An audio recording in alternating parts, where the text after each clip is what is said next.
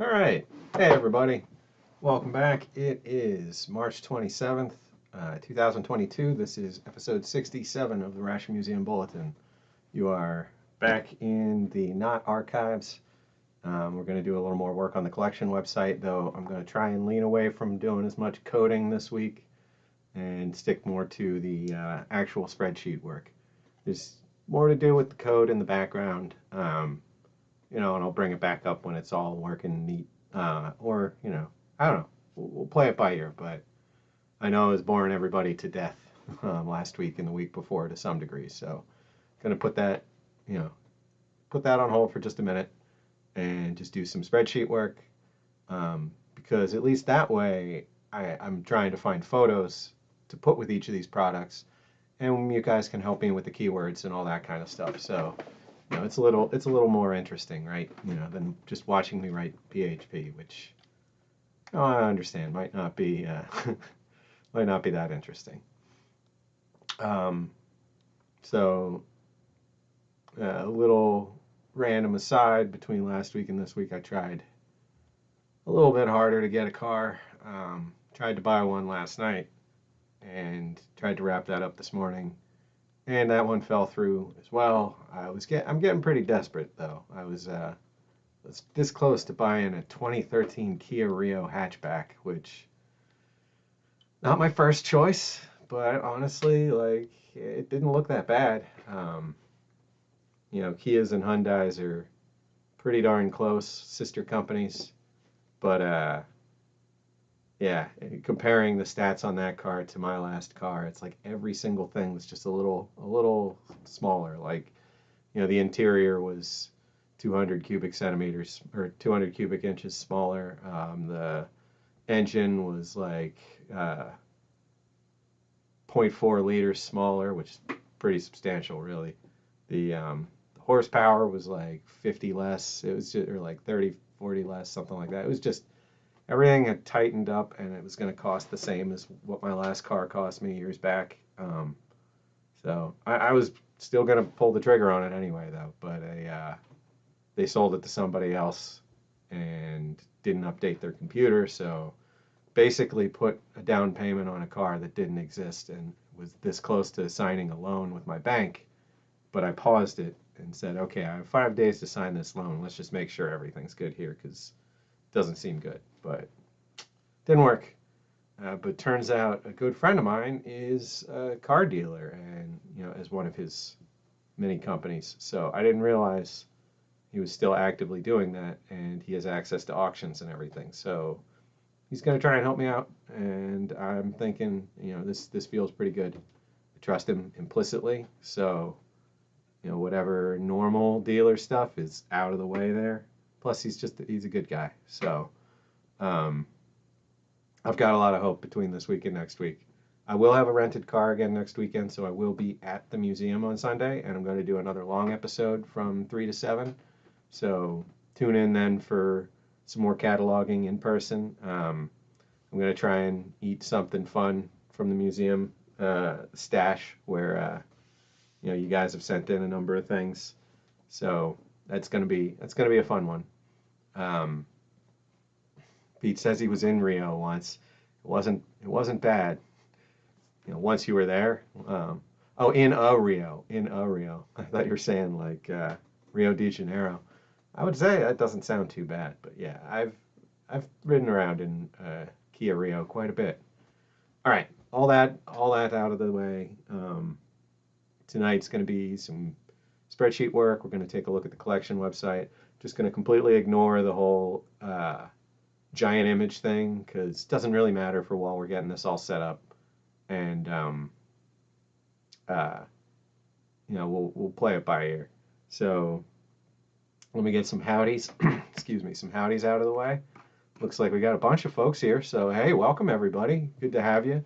See, I guess scheduling something actually helps, right? Instead of just going live. So we've got we got Jeremiah, Angry Blacksmith. We got Emphos. We got Amelie. We got Fordman. We got Pete. We got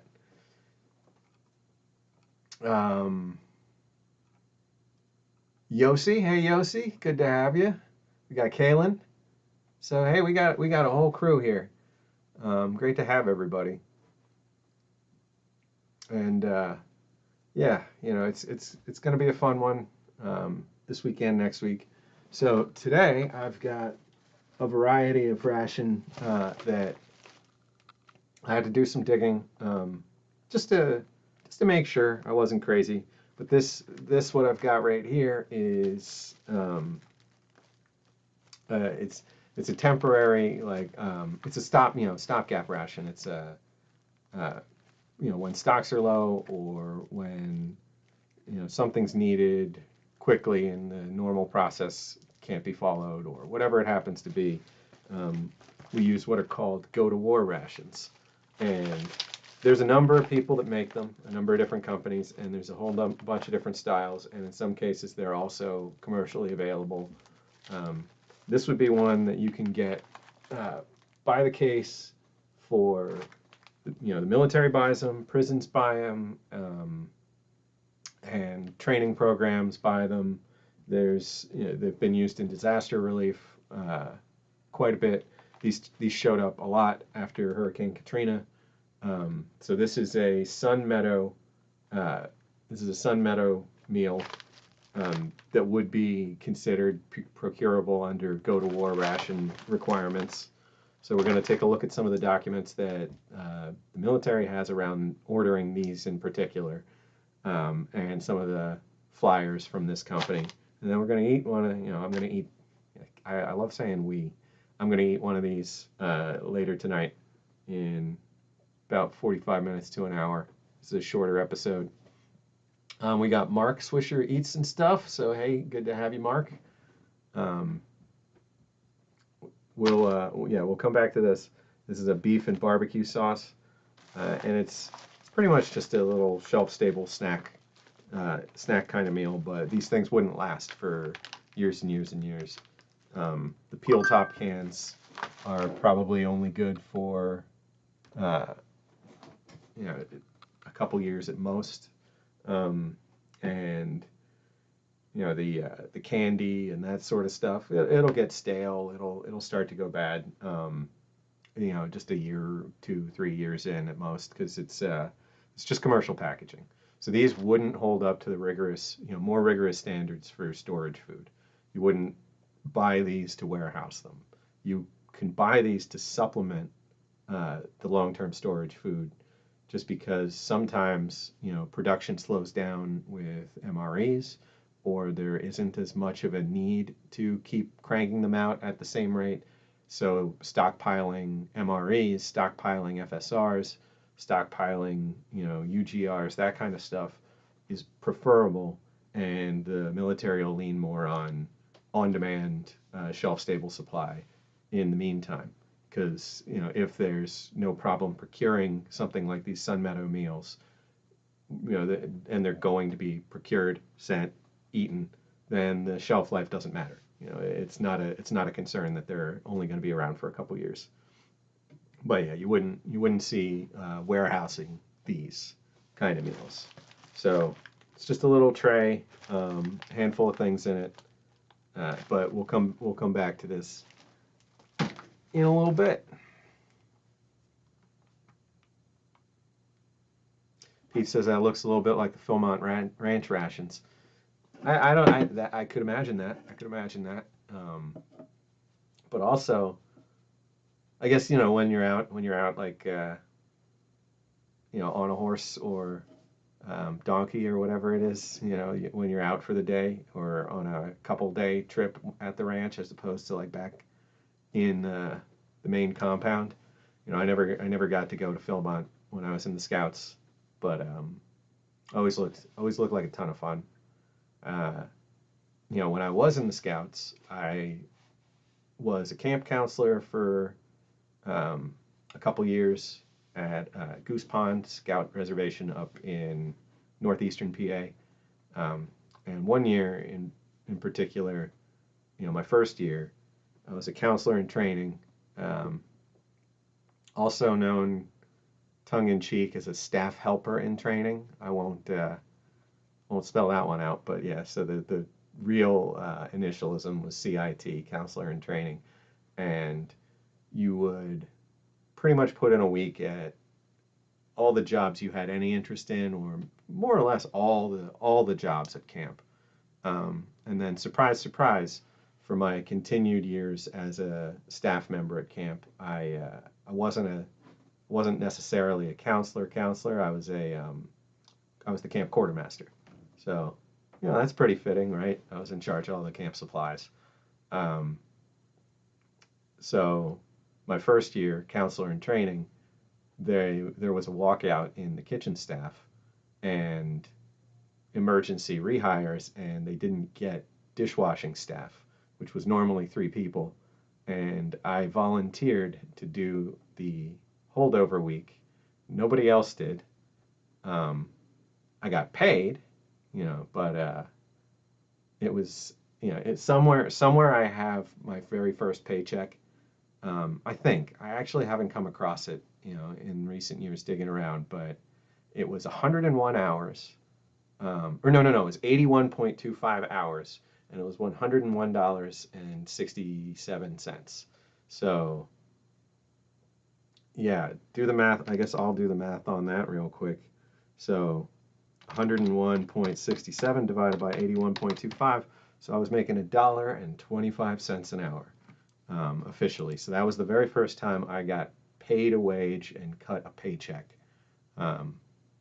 So subsequent years at the camp, I got paid a wage, but you didn't make much money as a camp counselor.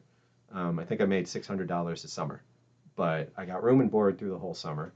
My mom got some quiet time, not having to deal with me sitting at home throughout the summer. I made a bunch of friends and had a ton of good experiences.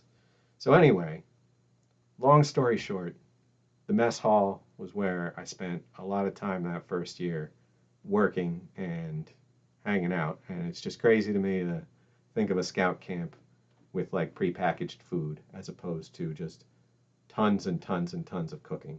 We had the Melmac trays, we had the Melmac bowls, cups, melamine, Melmac, whatever you want to call it.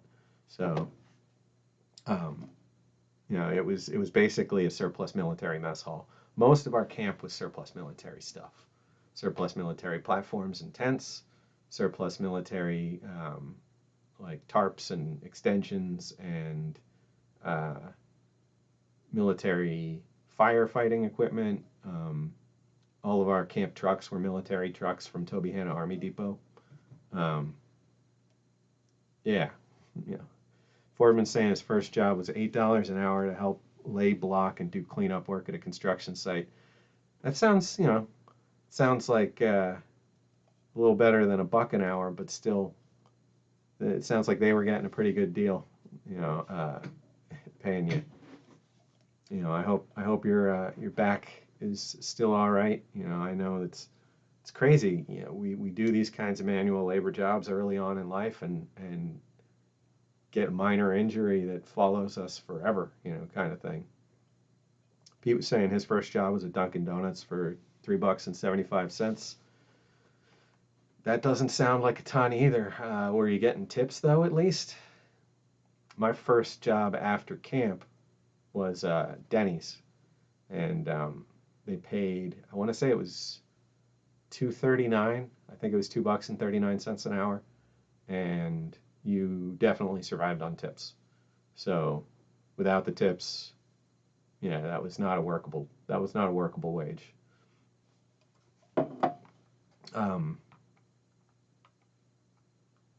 It sounds like we all started working for not too much. Rachel's saying $2.25 an hour. Oh, and hey, I'm a little paranoid that I'm missing some chats tonight. So if anybody sees me not replying to somebody, let me know, because I've checked and I can't select top chat or regular chat on this chat app I'm seeing, and because I saw people saying hi to Randy earlier. Yeah, hi Randy. But I haven't seen a single message from him. Oh, right there. Okay. Never mind. Well, That's good timing. So must have just popped in before I joined the chat. Picking potatoes at 15 a bushel. $15 a bushel. That's a lot of potatoes though. $12 throwing hay bales. Oh, who was it? Mrs. Hubbard would hire kids from school to go toss hay. I know my brother did that a couple years. He was same age as Greg Hubbard, growing up. But I know a lot of farms around where Randy and I grew up, did that. Needed kids to help.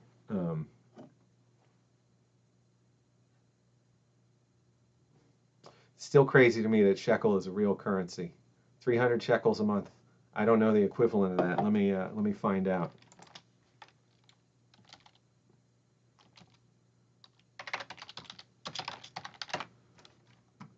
Let's see, 31 cents a shekel. So that's like $100, $93. Dang, that's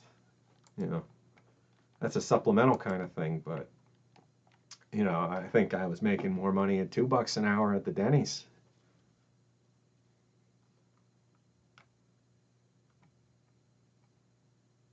Well, it's a shame to hear, Rachel. I know you had a pretty long running COVID sickness when that, I want to say back in 2020 and maybe again in 21. I can't recall. I know it's been pretty rough. Hey Chew, welcome to the stream. Good to see you. What up, boy? All right, so let's jump on in. Oh, looks like Amelie already did. I opened this like a minute ago, and there were 57 lines in here. There's already 61. So jumping on over to here. So I'm just going to increase the size on this a little bit so you guys can read it maybe a little more. Oh, can I increase the size?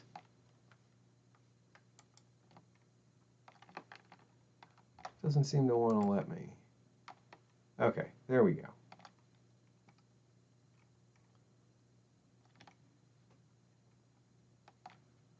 That should be a little more readable for tonight. So I'm going to skip down a chunk while Amelie's working on box 9. So I'm going to jump ahead to box 10. All right, let's see.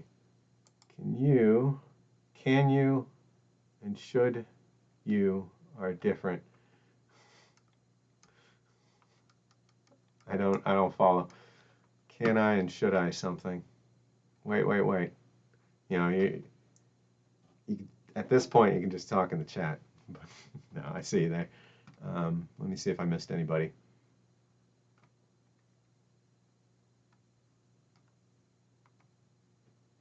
Oh, still sick. That's no good.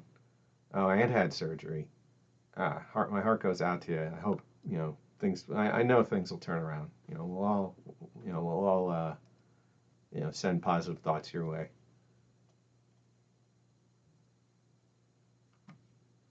Oh, how am I going to do the collection number? I can wait until we catch up.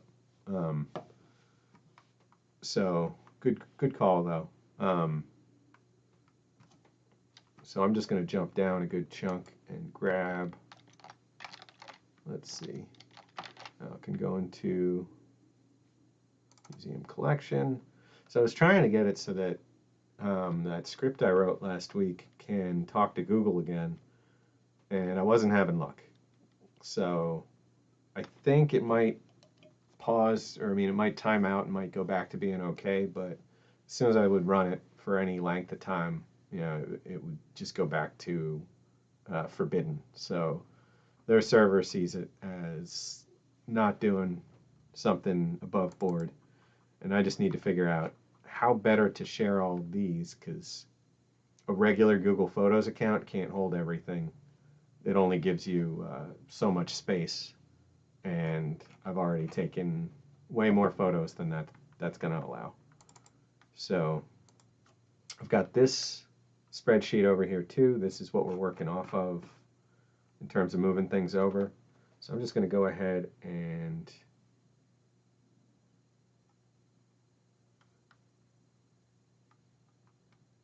I think that should be a 3.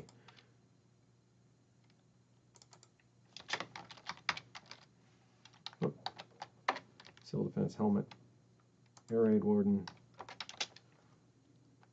Civil Defense Helmet, Auxiliary Police.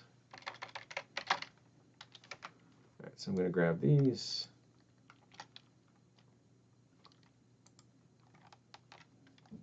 Yeah, okay, so I picked an easy box. Just going to jump down here. Yeah, a little further, we can always chop stuff out. So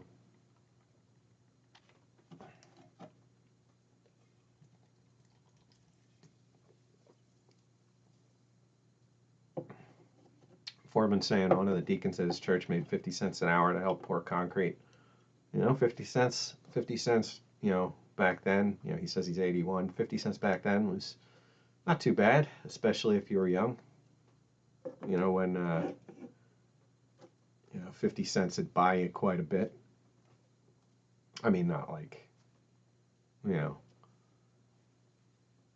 I don't even know, not like a steak dinner or anything, but, you know, might buy you in the 50s, or, yeah, you know, 50 cents in the 50s might buy you a burger, fries, a drink, you know, at McDonald's, and put enough gas in the tank to get there. You know, at the time, I know they were like 18 cents or something for a burger. So, yeah, I mean, there's something to be said about that. I have a, you know, a little side project in the crypto world that's earning me like $15 to $20 a day lately, and you know, I'm pretty happy with that. You know, that's basically buying my food every day right now. So I'm pretty happy there. Like a little goes a long way sometimes. So let's see. We got the civil defense helmets. I'm going to go ahead and check these photos and see if anything jumps out in terms of maker's marks. I don't think we're going to see much. So this that we're looking at here is a blackout helmet. So this, pretty much every position in civil defense would have their regular helmet, and they'd have their blackout helmet. So there should be a lot more of these out there than there are with labeled helmets for the particular positions. And then there are also a ton of helmets that have no label at all, white helmets that are, you know, just empty, and they were pretty much interchangeable. You'd hope to have an armband or something else to that effect to identify what specialty you were serving when you were in civil defense. So then the overlap, you know, with the museum is civil defense rations and just general preparedness and survival meshing with, you know, the whole ration world. I know it's a bit of a stretch, but I know, man, I love civil defense stuff, so I'm making it work. So this one you can see is taking a few blows. The suspension and gear inside is still in good shape, but I don't see anything jumping out. Oh, see a tiny little stamp here, slight indicator.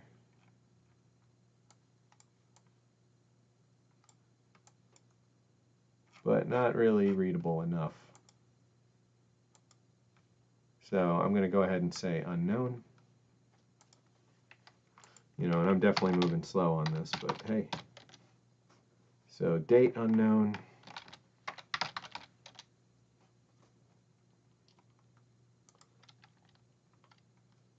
I'm going to steal some of this. United States Civil Defense. Field gear. Helmet.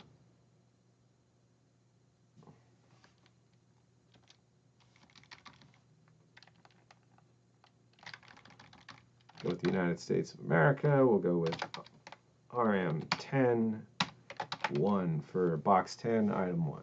Ration Museum 10, item 1. Alright, so I'm going to come back and do all those copyright bits at once. Honestly, I'm just going to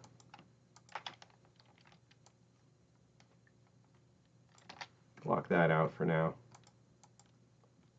Alright, so I'm going to open up file with all the pictures that we got in here. So I've got to grab, I think I'm going to grab the first one. Well, let's look again. Yeah, that one's not that great. Yeah, I'm just going to grab the first one and the fourth one and the sixth one. Call that good.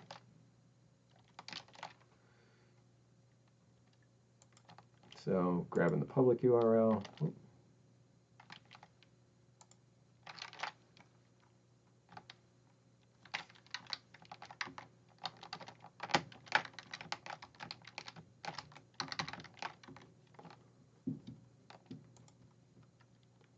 Then jump on down to the fourth one. That's not right.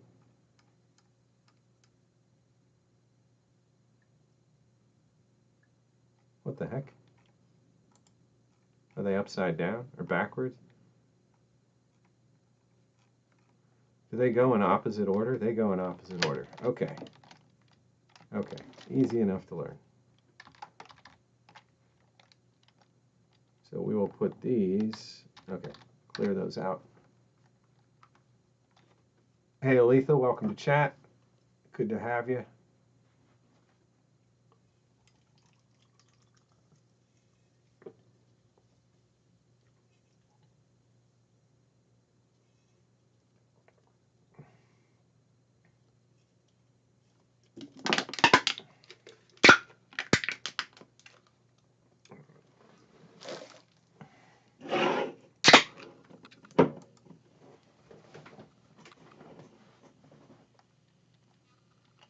Alright, so the bottom one, I'll bring these closer together so it's easy to jump back and forth. So bottom one,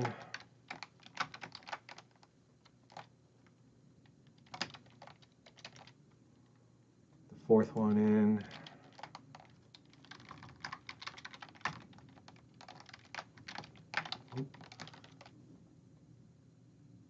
and the sixth one in.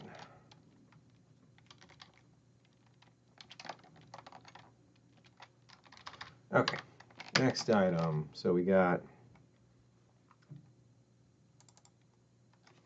probably the same is going to be the case on Maker on this.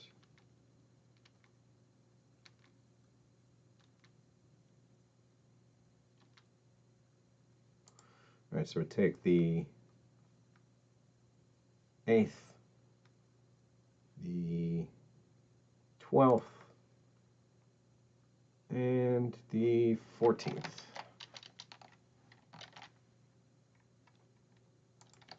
The 8th,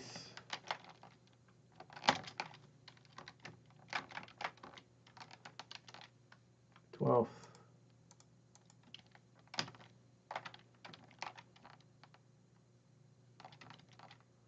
and 14th from the bottom. All right, next one. So we're looking at 16th is probably going to be fine. No, I like the 17th better. We'll take the 17th.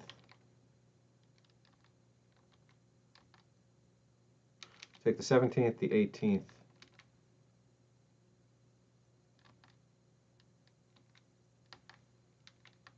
and the 20th.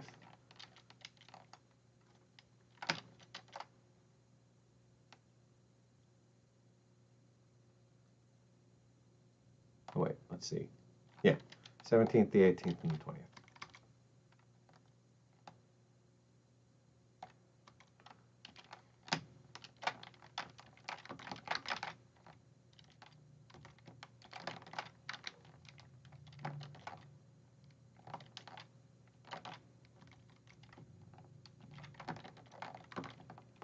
And just to make sure I'm not crazy, going to take a look at this last one here.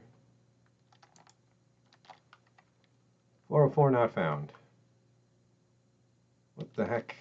What the heck? Did none of these work? Am I in the wrong column? Did any of these work?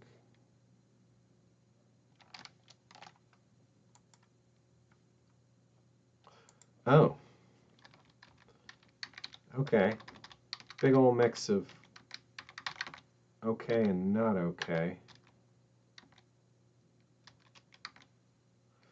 So I gotta go back and redo that one. And these two. Okay.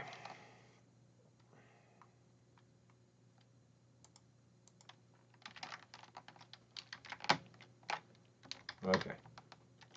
Control Shift V.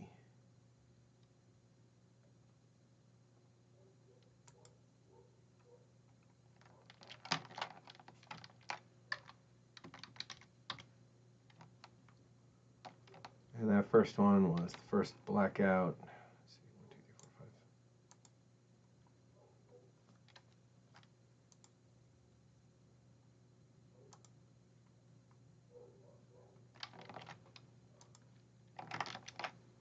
5. All right.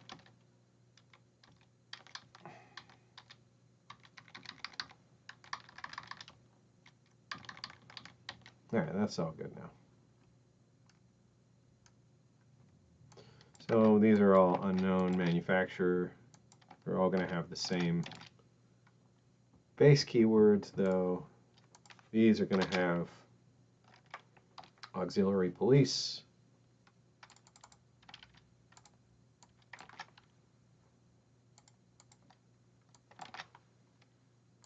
which is basically the civil defense equivalent to like an MP. Air raid wardens were there to help inform of incoming potential air attack, which went hand in hand with blackout. If it was a nighttime attack, you were to close all your curtains, close all your windows, turn off all your lights, basically make the city or town you were in as nondescript as possible from the air, so that it wasn't easy to tell where roads or key buildings would be, and that it was all just a generic black palette.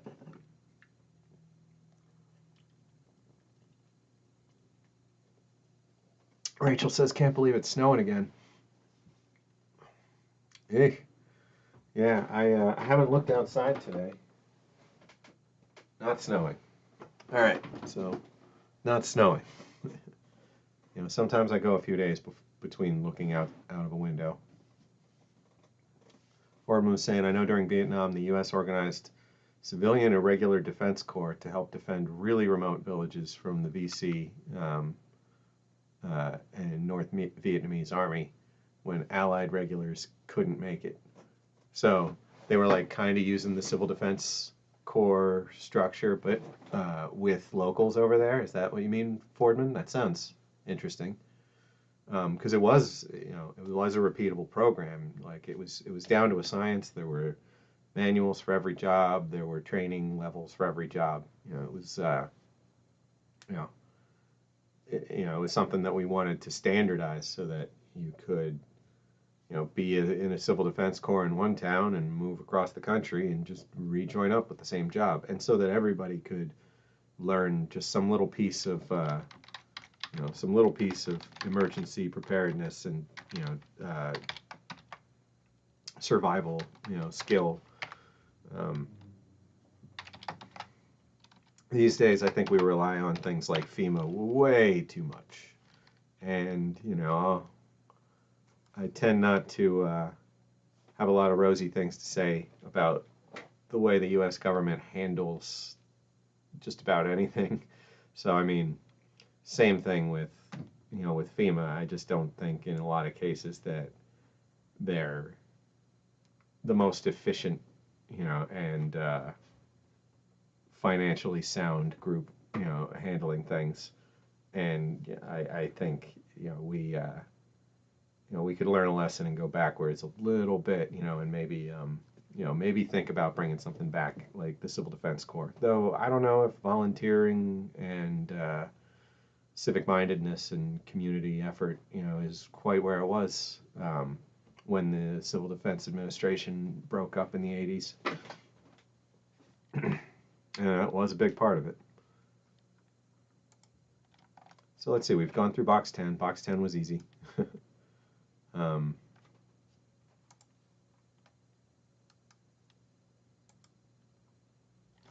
And looks like I'm almost done with box 9 right there, so I can call that collection 67.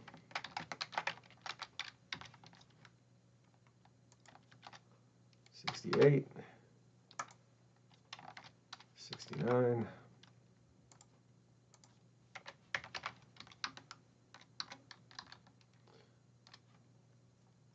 and if you want to jump into box 11, I'll jump into box 12.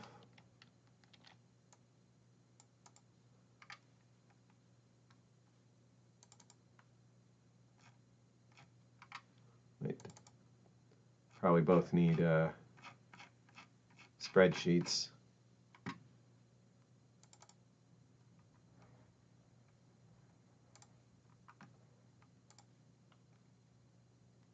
Stanton Shenanigans, welcome to the stream.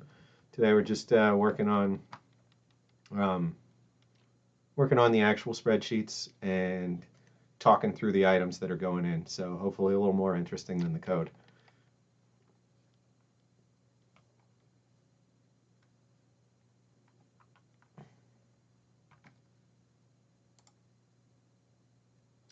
Let's see, so I use an extension called Awesome Table, or Photo Gallery, made by a group called Awesome Table. I'm just going to create a new gallery.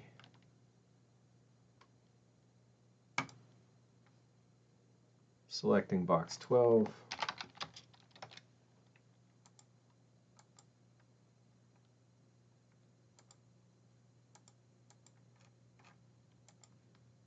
Oh, that didn't work. Use an existing. I guess I gotta actually select the folder for 12, but there we go. And then this generates everything out.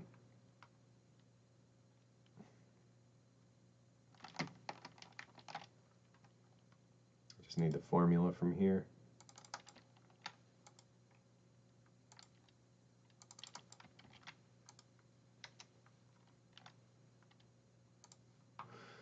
So then I get this spreadsheet with all the info that we need to basically what I'm doing is tricking Google into letting me look at a protected image in a drive that's not supposed to be publicly viewable.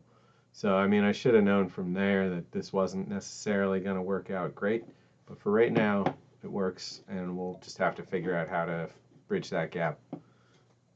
I'm trying to make the whole thing public, so it shouldn't matter, but right now it still does. So there might be some setting at the, top level that I can fix later.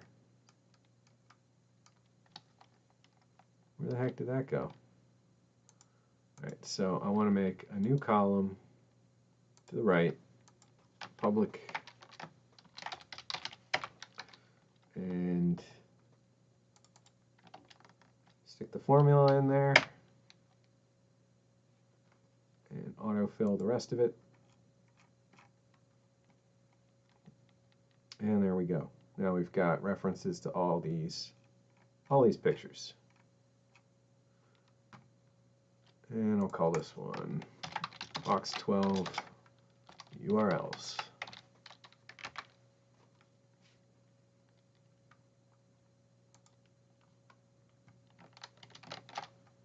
So box 12 looks like it's got some IMPs.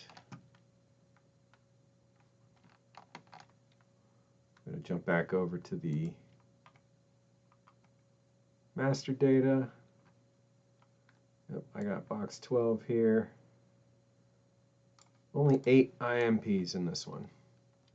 I've got some manufacturing years this time around, so that's useful.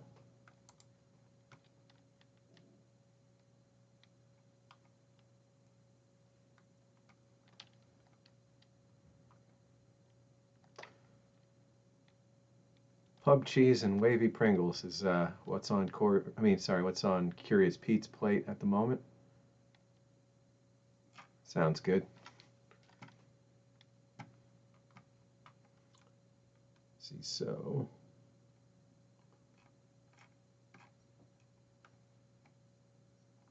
I'm going to jump down a little bit.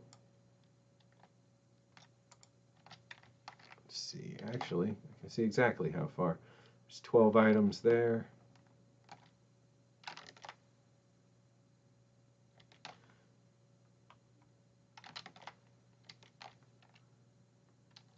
I'm just going to do this.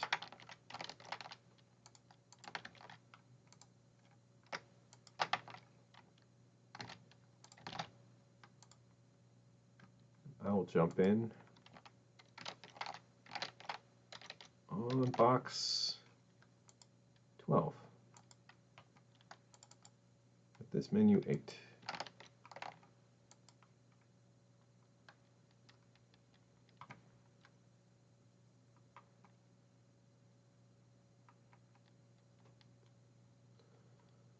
So let's see, creator. Let's see what we can see.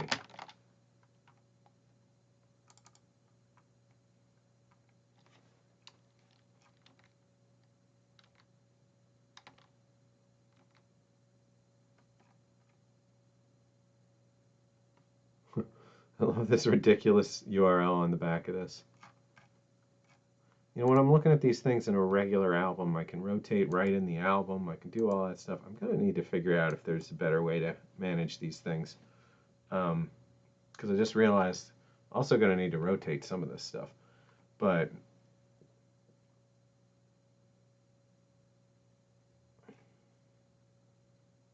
yeah, this ridiculous long URL is just hilarious.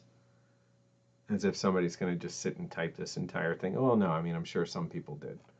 But does anybody know offhand who was the manufacturer on these? These would be 2014, the first whole chunk. And then we get a little further back. This might have a manufacturer. I mean, Baxter was making a lot of them, but not all of them.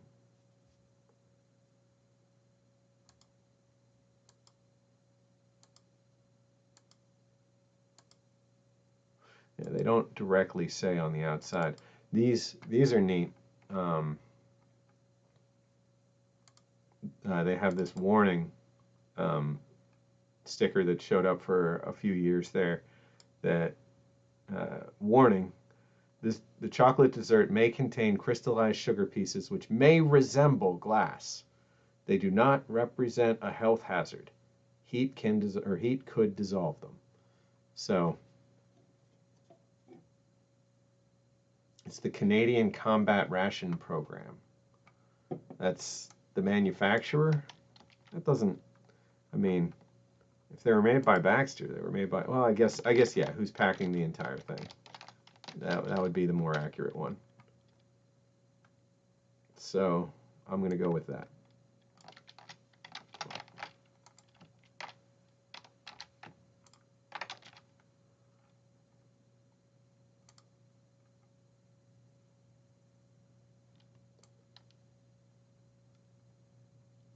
I'm not sure about it. Do you think it's the same for all the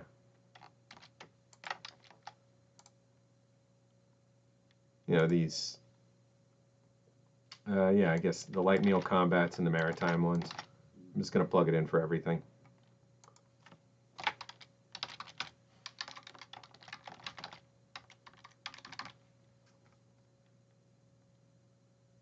Canadian lunch dinner menu number 6 is not listed as known. That doesn't sound right. I won't. That's out. You know, that's not the box I'm working on. So, let's see, stealing tags.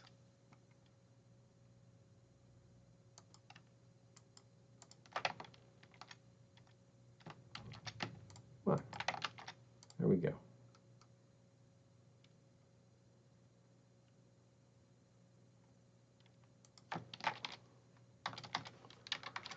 Made in Canada. Technically, so is all of this. All right, we got box 12, item 1. Box 12, item 2. Box 12, item 3.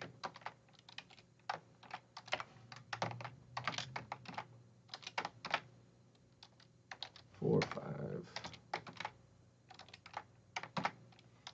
And I'm probably talking a little quieter than normal this week, so if I need to turn anything up, just let me know. Hey CT, welcome to the channel. Hey Tim, good to have you as well.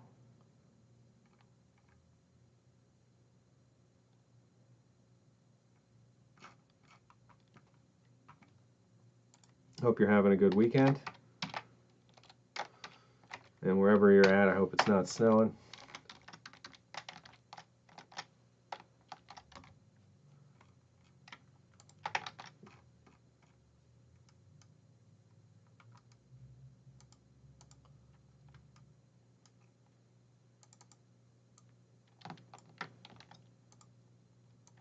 '71,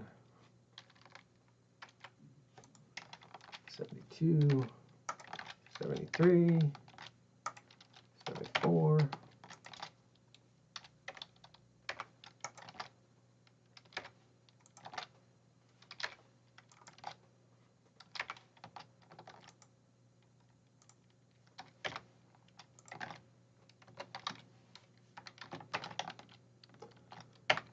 Keep on trucking.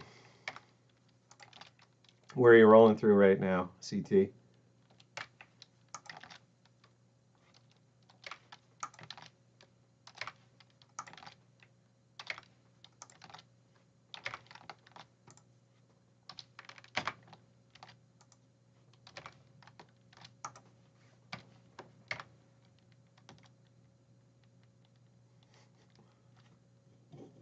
Not always in Canada. Every time I check in, seems to be, yeah, see, not in Canada. In between Minneapolis and Fargo. Oh man, there was, back in the summer of 2000, I made a trek up to Darwin, Minnesota. I think in that same region that you're at right now. You know, maybe an hour, 2 hours west of Minneapolis. Not 100% sure, but yeah, I want to say, you know, I went through the Twin Cities to get there. So if you're on, I can't remember what highway that would be. It's not 90. It's up above that, but yeah, you know, you might be pretty much right near Darwin. Darwin is home to the biggest ball of twine rolled by one man, Francis A. Johnson. I want to say it's 17,320 pounds. Going to do a search off screen just in case. You never know what's going to be a result these days. Biggest ball of twine in Minnesota.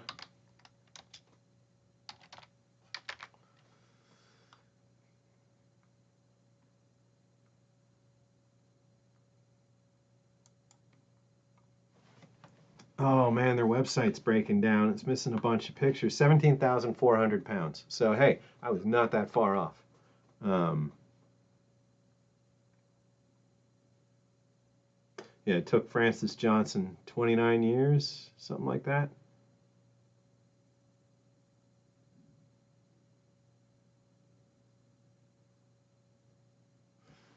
It was, I don't know. It says 23 weeks. That doesn't sound right, but maybe it is. But yeah, I made a pilgrimage based on a Weird Al song to see a ball of string in a pagoda in Darwin, Minnesota, and sure enough, it was there. And stopped by the local general store and bought a bunch of postcards, and then went to a local Denny's and sat there and filled them out and mailed them home, and then proceeded to drive home and basically beat the postcards back. But yeah, that was that was a whole experience.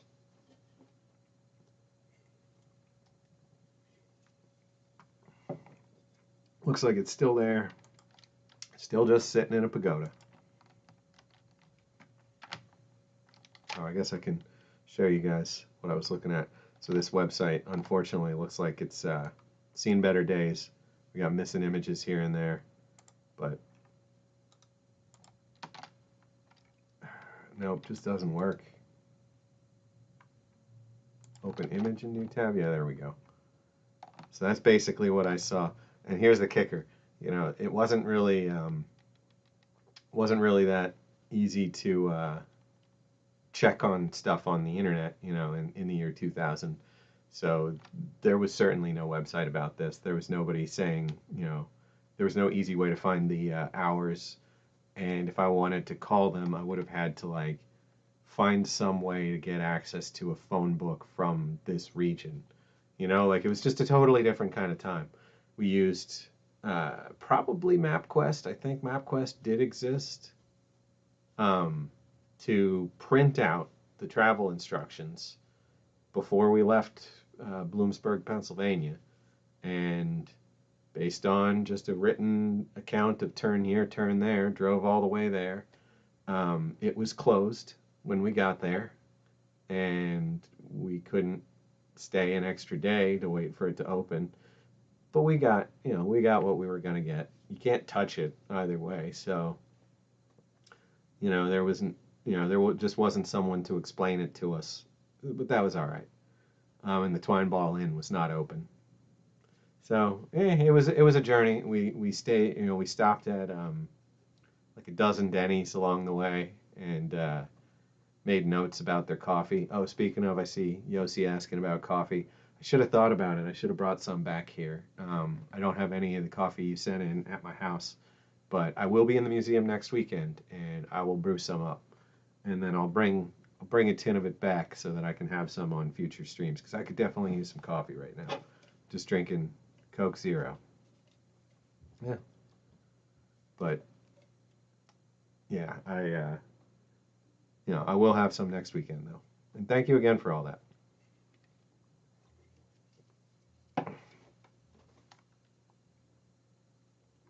Oh yeah, twine ball.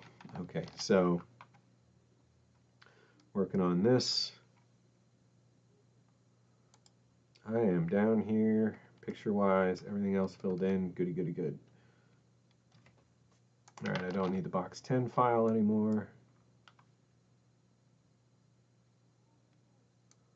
Box 12. All right, let's see what we want to grab. So for everything, I took 2 pictures, just in case, you know, my hands were shaky or something was blurry. So a lot of these are basically identical, and I know that's kind of a pain, but it's like, which one of these is better? And I don't want to get, you know, too lost in thought on this stuff because all of this is going to get reshot. You know, 100% of this is going to get reshot with the same camera all the way through, a good one that's, you know, even better than the phone cameras I've been using, and you know, on an even background with even lighting, with, you know, a size indicator, some kind of ruler like locked in, and excuse me, in a museum like item number identifier on it. All that stuff, excuse me, all that stuff is coming, but one step at a time. For right now, it's quick, you know, just a quick photo set and a record of what's in the museum, so that anybody can come look and say, well, what is in the collection? You know, do they have this? Do they have that? And people can reach out and get more detail on something, you know, or get better pictures of something from me, or, you know, check on the contents of something and say, hey, I noticed you have 2013 such and such. Do you know if it has this inside? And, you know, that's the point. Eventually, you know, I can open a lot of these things up and check on the contents for folks.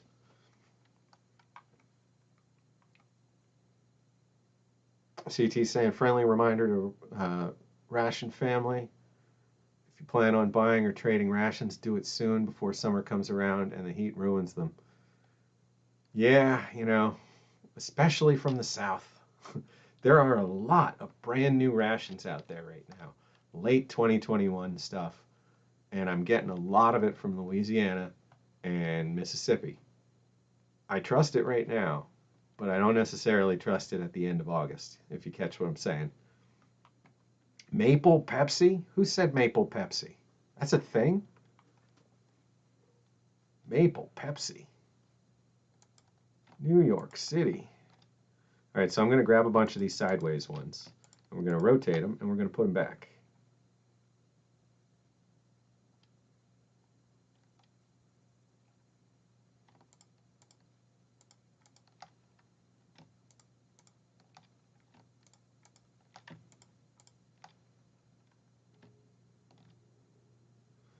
The sides of them being sideways, I don't care. Oop, these are upside down. Sideways, sideways. All right, I'm gonna download these.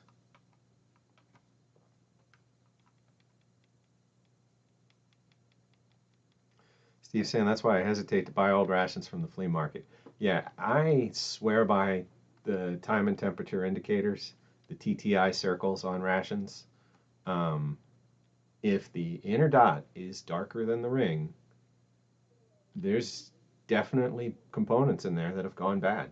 You're not getting a complete ration. You know, you might have some luck with the candy. You know, candy can take a lot of heat shock and change its form, but not really change its, nutritional value. Um, sugar itself. Now, candy with a lot of fat in it, that's a different story. Heat shock will help push that fat to, spoil, though it does require oxygen to really go bad. So it depends on the product. You know, if you have something that's very, very well sealed, it can get hot and cold and hot and cold and hot and cold and not necessarily go rancid because rancidity is oxidizing of fat. So it's basically just the fat is rusting and it needs oxygen for that to happen. But consistency and color and that sort of stuff can be thrown off. Ingredients separate and settle out. Not super fun.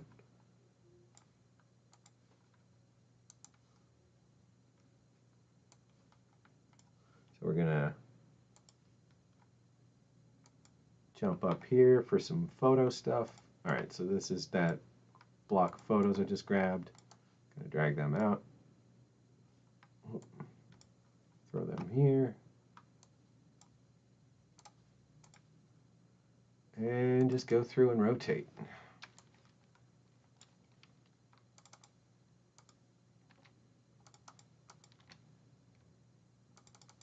And you know what, the fun of last week was that we discovered that even though we're doing this, deep inside the photo's brain, it knows which way it was taken still. And it saves kind of a reference to that so that, the software I was using still does everything with reference to the original position. And we had to account for that and rewrite that piece of data back into the photo. So, that was a neat discovery. Kalen's saying poking around Amazon and seeing cases there, 2022 or 2021 inspection date, or just date, without indication of production or inspection. So I've been getting really lucky. I've been getting late 2021 production from Amazon. But there's one guy on Amazon who right now is selling literally these and listing them with the case picture from a first strike ration and calling them first strike rations. And people are getting, they're ordering and then getting their money back because these aren't first strike rations. And that same guy sold me 2 cases of first strike rations before this started happening. So, I mean, look at the pictures, look at the reviews. Always look at the reviews. And sort by 1 star or 2 star and just see, if people are getting the right thing. But lately, there's been some really fresh official military MREs showing up on Amazon for okay prices. And I consider good price on a case of FSRs anything under 125 bucks shipped, like where it's in my house, that's a good price for 27 meals, because it's nine first strike rations. Each of them is 3 meals. So yeah, I'm very much on board with that. Stanton saying loves those. Yeah, they're my favorite. Like lately, they're my favorite because they're just a bag of snacks. It's just a bag of snacks. Everything is shelf stable. It's good to go. Um, and then that um, emergency kit, or no, emergency supply. Shoot. There was a site. It was going around on the ration Slack, and I posted it in here a couple weeks ago. They legitimately sent me 2 cases of MCWs for 115 each, including shipping. So yeah, those the meal cold weather, brand new. They were produced like the 253rd day of 2021, something like that. You can't beat that. Like, you know, 2 dozen MCWs for less than $10 each. Like $9 for an MCW. I mean, like that's just nuts. Now, one thing I'm keeping an eye out for are those disaster meals from Ameriqual. Oh my God, I love those things, and they can just be such a great deal when you get them. So, anybody spots those in bulk, let me know. Like I'm talking $3-4. If you find them and they're $8 or $9, I'm not interested because they're not a complete ration. But if you find somebody selling them in the 30 packs for 100 for a 30 pack, let me know. I try and supplement my regular day-to-day eating with rations. If you guys can't tell, I eat at least 2 rations a week in terms of just a meal, you know, and then I usually eat one on stream. So I just like eating them, a lot. Yeah, and I have more of a taste for like an army pound cake than I do for like a Hershey bar or something. Pete saying he passed on some brown bag rations for $5 at the flea market. I mean, if you wanted like a display, $5 is pretty good, but for food, unless you know the story of them, they're bad. They're gonna be bad. Like, but when you get them from somebody who says like they've stored them in a chest freezer for 20 years, oh my God, I've been lucky a couple times and gotten that. Let's see. Oh, we got Bob Sourwine just checking in, saying he's not going to make the stream. So if you watch this in the in the after or as a rerun, howdy Bob. We always love it when you get to check in, but don't worry at all. No problem. He was saying he finally got to finish up his career just recently. So congrats on that. Let's see, is that it? Did I get to the end of these pictures? Or did something break there? No, okay, I got through all these. So now I can just take these.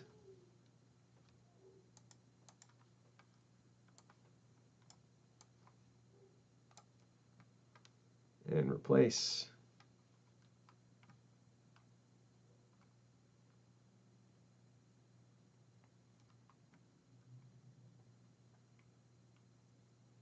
MRE Mountain bought up those MCWs and is selling them 4 rations for 100. Yeah, I knew it wasn't going to last. I just didn't have enough to sell, or I mean to throw, $1,000 at them or something. Buying 2 cases was a lot, but I eat these things as my regular groceries, so it works out sometimes. Yeah, I knew they wouldn't last. That's a shame. But hey, look, that's MRE Mountain's job, and same thing with a lot of these other places, foreign MRE and whatnot. They gotta find this stuff at a price that works for them, and then resell it at a price where they can justify the time that went into finding them and putting them up on the website and reshipping them and all that. So I get it. Thankfully that set circulated among the community long enough that a bunch of us got cheap cases of MCWs. You know, I'm lucky there. I wish I could have snagged 10 more. It's just because those will be good for 30 years. $225 a case, 115 profit. I mean, minus all the reshipping back out, minus like time, like, you know, a business needs to make many, many times that every single day, like, to justify being there. Like, so I don't know. Like, you got to do what you got to do.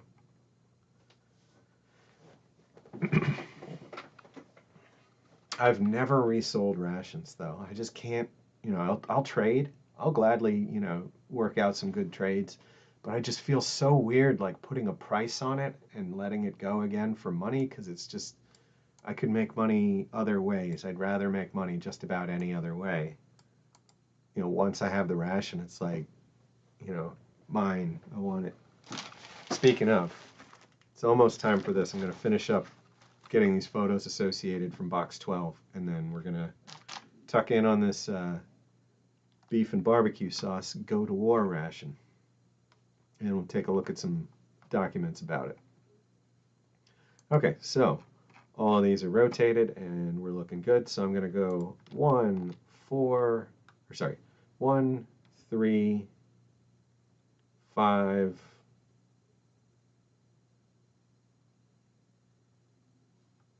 7, and 10. No, 1, 3, 5, and 7 for the first one. 1, 3, 5, and 7. So box 12 URLs. And the metadata sheet. I'm on this one.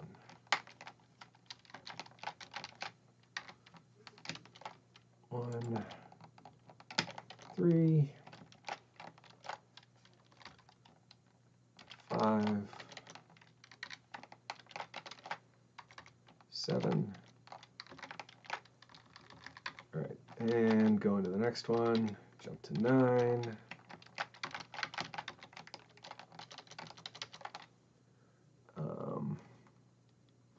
Yeah, we got a Pain hamburger.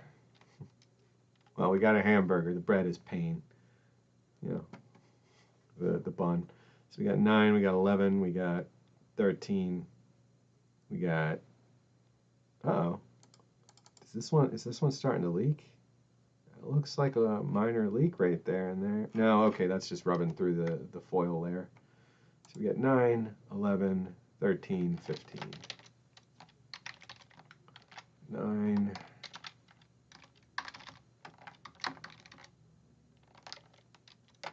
Oh, we did. Okay, we did 9. Now we're looking at 11.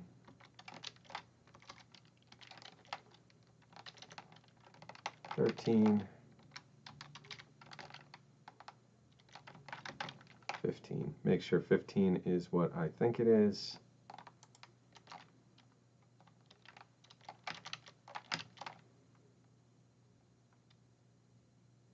And it's not, so I'm off.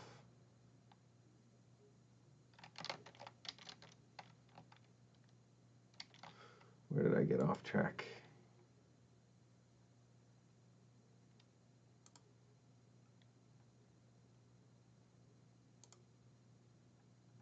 Oh, I just repeated that one. Okay, so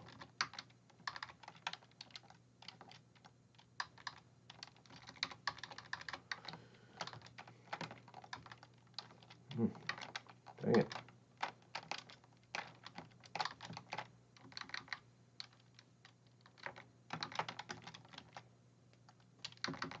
Okay.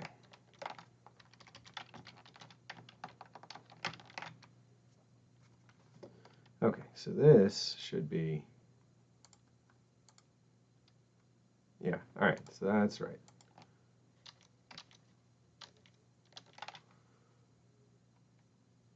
Now we're looking at 17, 19,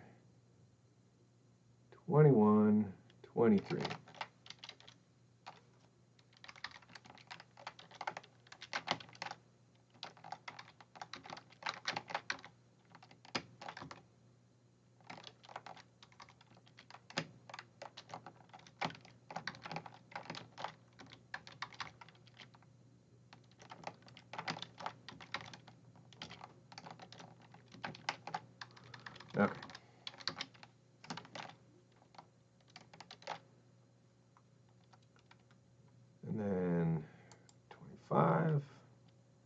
7,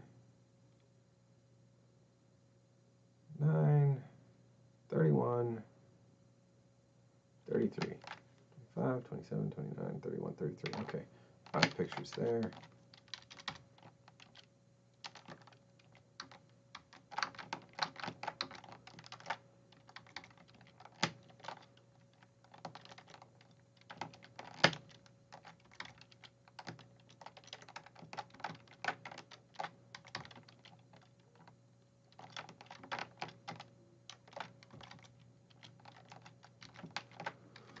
Okay.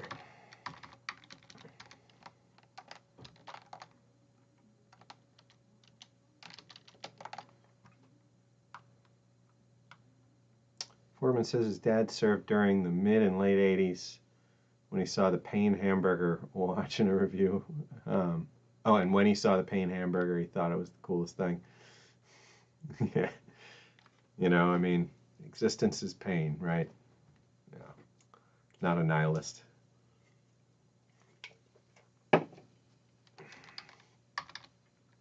All right, so we got 4 for this set. Every other one looks fine by me.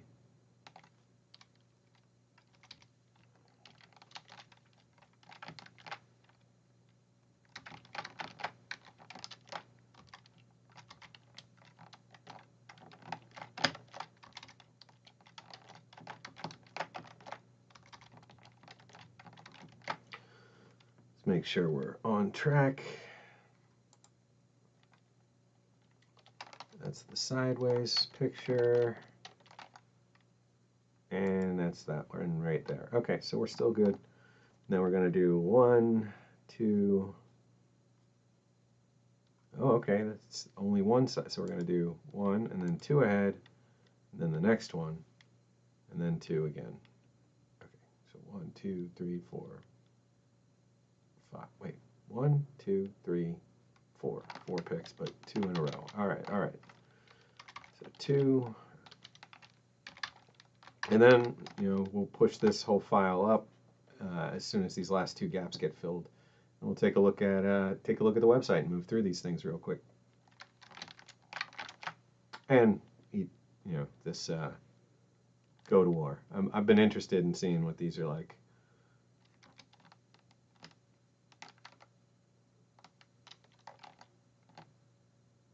So 2 more up. Then the next one. And then 2 more. Yep. Then we got 1, 2, 3, 4 again. But with normal gaps, so 1, 2. Ah.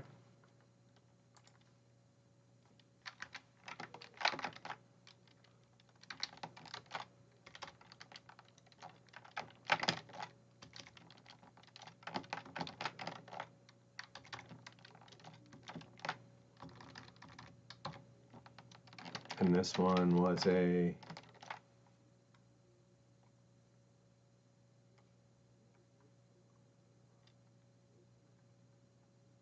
wait, was that the last? No, that wasn't the last. That was omelet and mushroom sauce from 06. That sounds really good. I like Army omelets.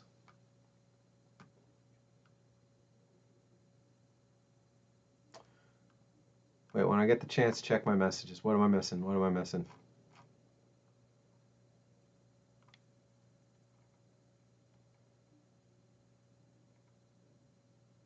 Oh, hey, Gail, I didn't see you come in. Good to see you.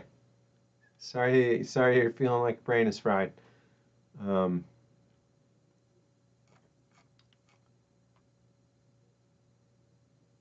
Yeah, what did I miss? Randy said when I get the chance, check your messages. Or do you mean like Facebook or something? I do have to poke in on that again at some point. I never keep up with Facebook. Okay, so that last one was sideways picture. Yeah, one of these. All right, so last one in the box. Whoa! Oh, okay. Yeah, I'm like, we got a bunch of more stuff, but no. Last one in the box. There should be.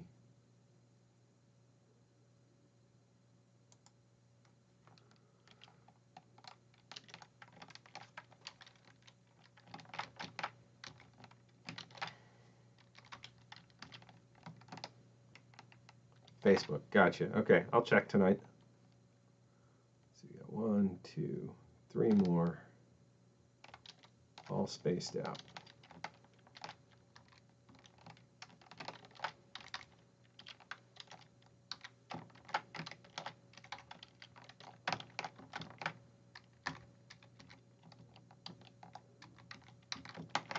There we go. All right, so that's box 12 done. I'm going to start in backwards on box 11.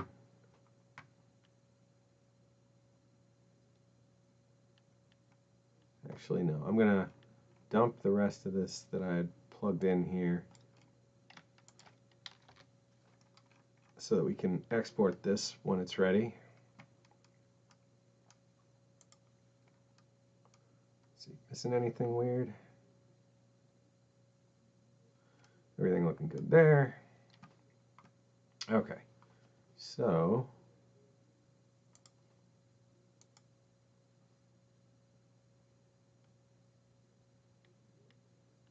see, I wonder if I could bring in another camera. No, I'm not going to mess with that right now. We're just going to use this bad boy again.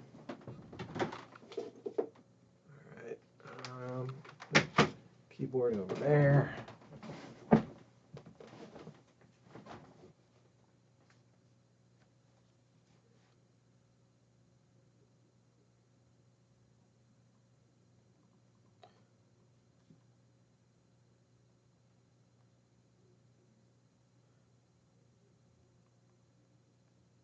Just letting Bob know we said howdy for him in here, so everybody say hi back to Robert Sourwine.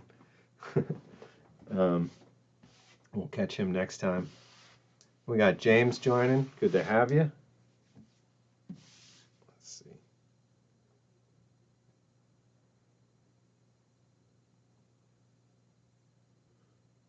All right, close that for the moment.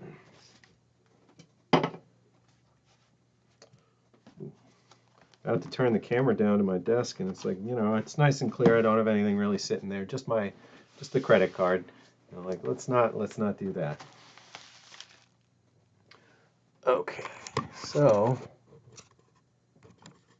gonna try just doing that again, and swap over that. I'm gonna try and add the chat in here. Oh, I know I can't. That's right. Can't have the chat on screen while we're doing this. All right, so what we've got here is a beef and barbecue sauce Go-To-War Ration by Sun Meadow. I opened this on stream a couple weeks ago at the museum, but you know, just took the contents out and didn't eat it. So what we've got, I always forget, this is not a self-focusing camera in the same sense as the cell phone. All right, so what we have is 2 cans of barbecue beef, 1 tortilla, 1 fruit snack, 1 Kashi bar, 1 sweet and salty item, which I'm assuming is going to be trail mix, 1 juice. All right, hold still, Sean. There we go. 1 juice, 1 cutlery kit. So the overall ration is 1,010 calories. You know, it is off-the-shelf civilian goods. You know, again, these are not made to last for a decade or anything. These are readily available stuff meant to be used while it's fresh to supplement, MRE production, so that, I mean, to supplement like ration needs, so that you don't necessarily have to go through the process of making a ration that's good for 10 years when you know you're just going to immediately use it. So generally the way we handle things is we'll make rations in times of peace and stockpile them so that when they're needed in an emergency, they're readily available. But let's do everything upside down. There we go. We'll do everything upside down. But when we're actively making and using them, it makes more sense to to just do something like this and crank them out and send them over to get used. Foreman Sam surprise fruit stacks haven't ended up in military rations. Yeah, I mean the closest we've got are like raisins and craisins that if you like Steve did on his show one time, like if you open up a packet of like tropical juice mix and dump those in there and roll them around until they're really covered, then they're kind of like a Sour Patch Kid. Enfo says, oh yeah, let's eat something. All right, so we got a little juice box.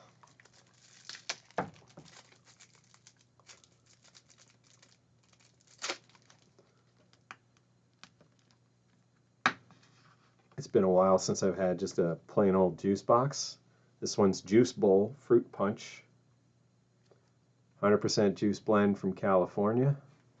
I'm going to put this down so we don't have as much reflection there. There we go. Okay. That's okay. That's pretty good. So that's apple and pear juice with water and concentrates. It has pictures of grapes as well, but I don't see grapes listed in here. Apple and pear juices from concentrate, pure filtered water and juice concentrates, calcium citrate, natural flavor, ascorbic acid, and citric acid.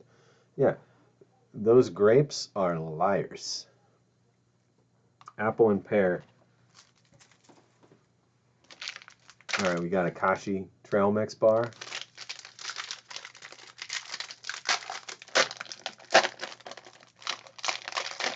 Pretty standard fare.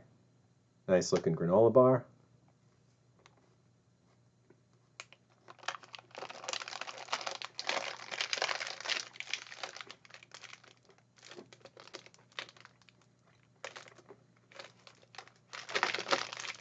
This one's got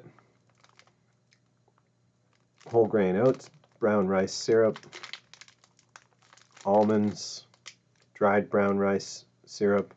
It's got brown rice syrup and dried brown rice syrup.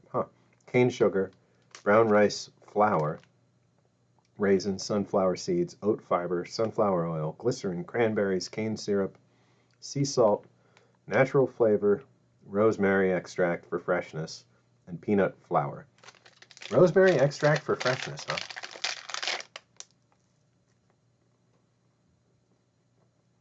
I'm just smelling it.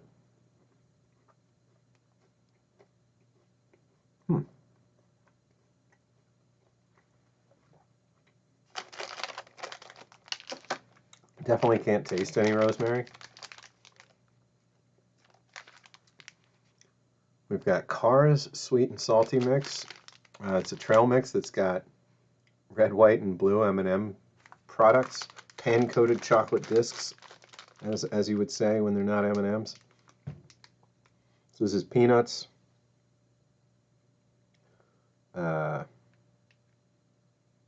raisins, cocoa candies. And the writing on this is actually pretty hard to read, so I'm gonna leave it at that. Looks like we've got sunflower seeds,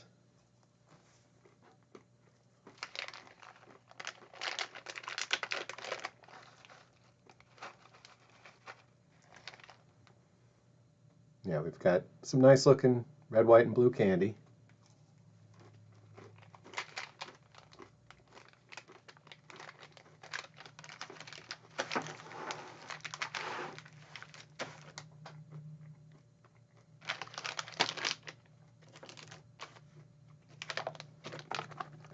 So we've got some shelf-stable tortillas, very much like, you know, we would see, you know, coming from Sterling or something.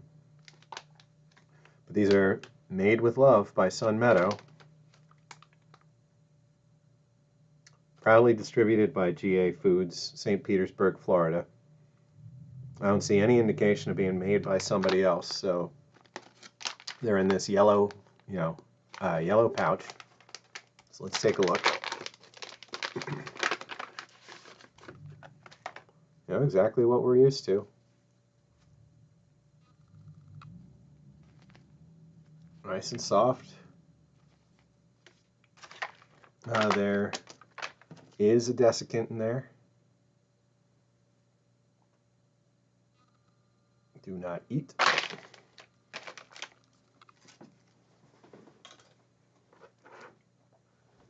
We've got these little cans of beef and barbecue sauce.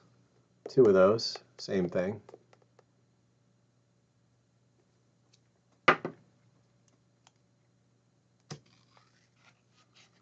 Just gonna pop the top on that.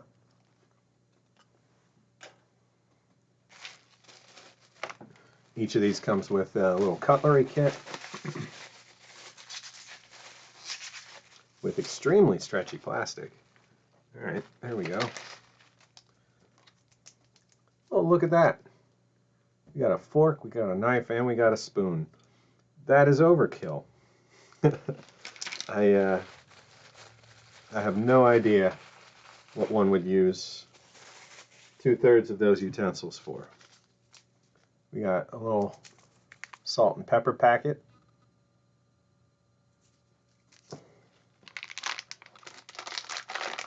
See, and last but not least, we've got our Juicy Burst. This is a pretty big package, you know, of candy here. It's 200 calories of the Juicy Burst, you know, which is pretty much like the Black Forest equivalent to Gushers, if anybody remembers Gushers. You know, when I say remembers like they're gone, I have no idea. They might still be a thing.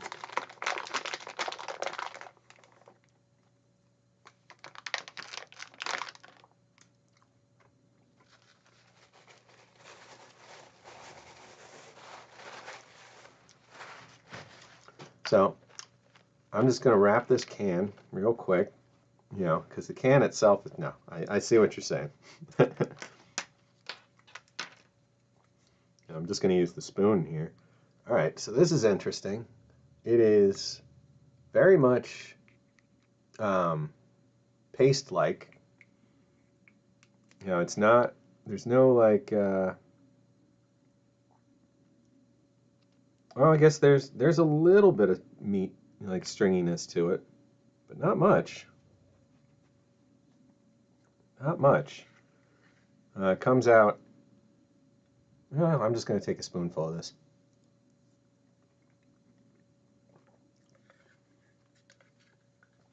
Oh man, that's good. Oh man, that's really good. Yeah, and there's definitely meat in there. It's just looks a lot more like sauce than it does like meat. Oh man, that's good.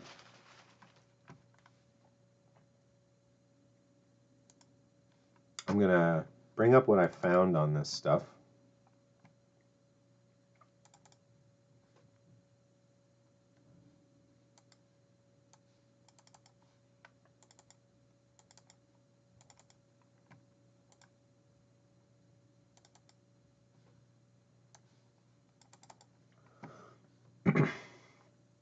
All right, so come back to the food in just a minute.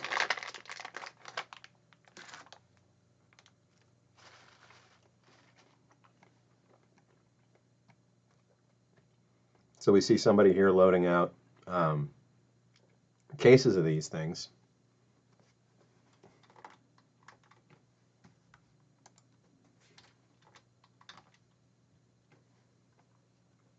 This one in particular is an MO39, which is a breakfast meal, I believe. What we're looking at is a MO or an M035. You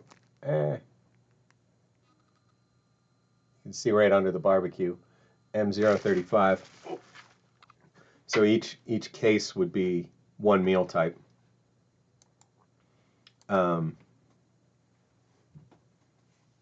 We're going to just take a quick look in the operational rations guide for a Go-To-War, so you guys can see basically what these things are going to be, well, what they're going to be covered under. So here we go. I'll just quick read through this. Let me up the size.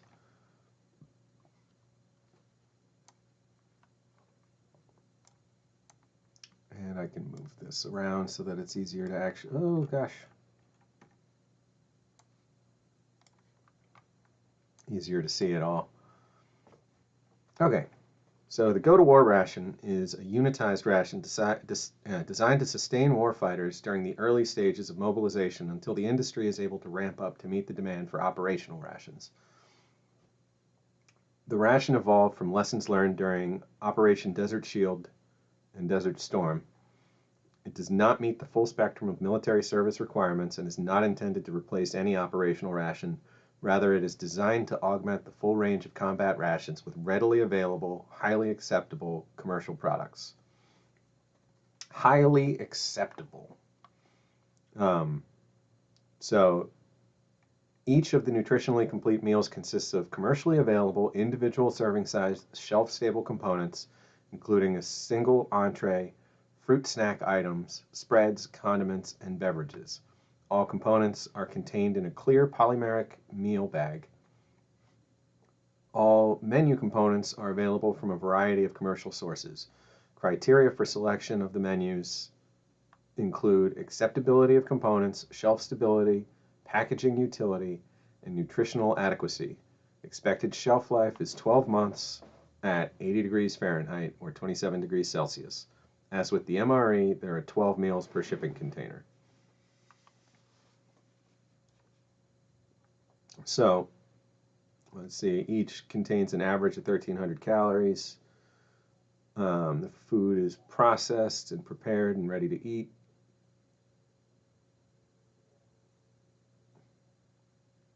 So, there's a ton of different varieties. Actually, this collection of stuff we're seeing right here is, some of this is in the M039, like this cereal and contained milk in the back, as a for instance. Which honestly, like, that would be a neat ration to get. You know, you got, shelf-stable milk and cereal and, like some Oreos or something and some applesauce, and that's your breakfast. That doesn't seem too bad. I'm gonna take a little bit more of this trail mix.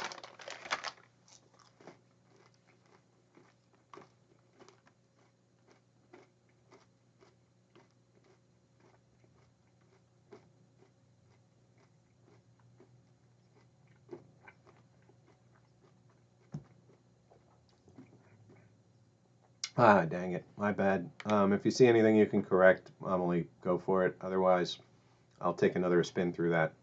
Or we can just throw it up on the website and see what jumps out. So this is the operational rations guide covering these things. Here's the brochure I found from Sun Meadow. Where they're showing these like little cans over here. In this case, it's chicken salad. You can see the same label, with the, with the little Sun Meadow. Frozen sandwich meal kits, shelf-stable meals, in-flight, field exercise, troop movements, after hours, disaster relief, providing quality products to our armed services for over 15 years. Order your savory and tasty meal kits today. So you can see just an example of basically what we're eating here. In this case, it's chicken salad, but, tortillas, juice box, pack of trail mix, pack of fruit snacks. In this case, there's also some raisins, but we got a Akashi bar. And then just goes through some of their varieties that they have right now.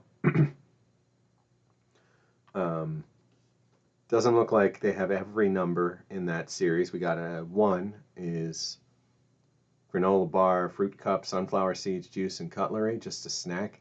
But then it looks more like we get into meals. Like they have 19, 22, 26, 28, 32, 35, 36, 7, etc. So the 19 peanut butter and jelly. I think I was saying the 39 is the breakfast. Yeah. 2 cereals, milk. 2 cereals, milk, honey, almond bar, granola berry crunch. Interesting. Fruit cup, cookie, juice, and cutlery. That sounds like a good one. So that's, just an ordering guide for these. They all have a national stock number. So right now we're eating 8970-01-E62-3328. And this is the spec sheet on that, this particular meal. So we're looking at a barbecue beef meal kit, shelf stable, M035, and we get all the various numbers and how many. You got 18 of them per pack, 45, 18 of them per case, 45 cases per pallet. Weighs 26 ounces. A case weighs 25 pounds. Shows you what the label should look like for institutional use only. That's the that's the prison version, I believe.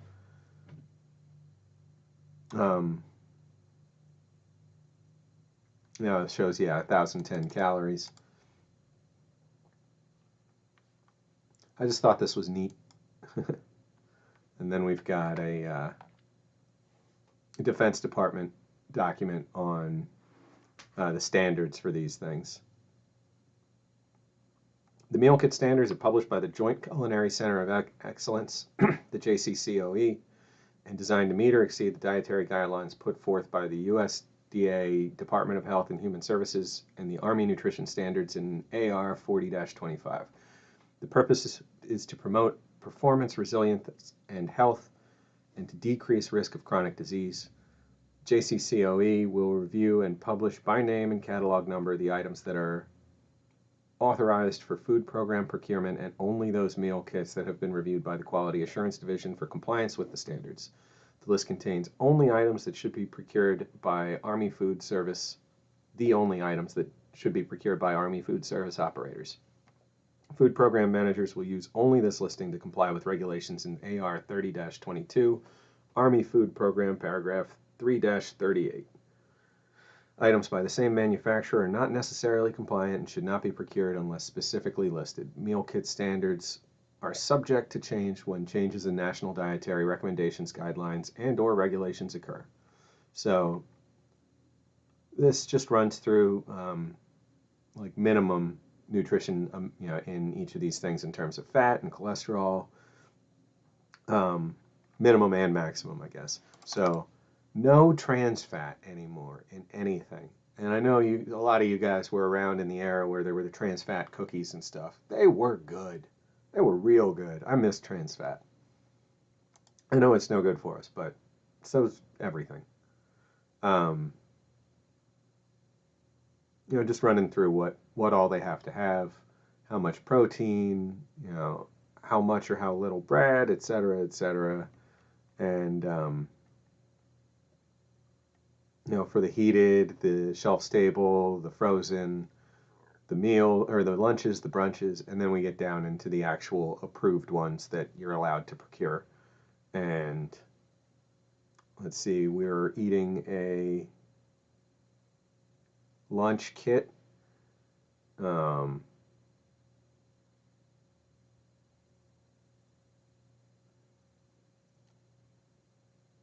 What was that, MSN?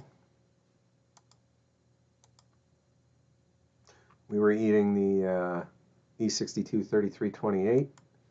So I don't see E62 3228 but it is kind of, it looks like it's mixed in with these. Yeah.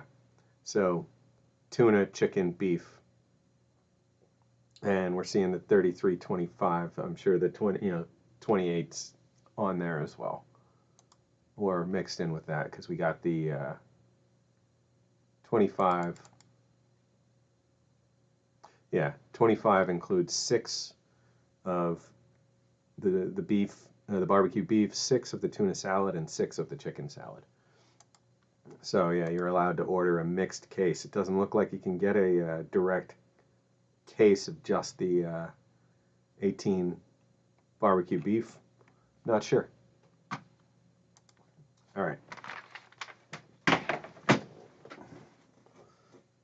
If they sold them at a grocery store, I bet they'd sell like hotcakes, says Fordman. Yeah, I think so. I mean, like, it's an adult Lunchable. Look at it, you know, like everything you need. Fold it up, you got yourself a nice meal. Covers a good amount.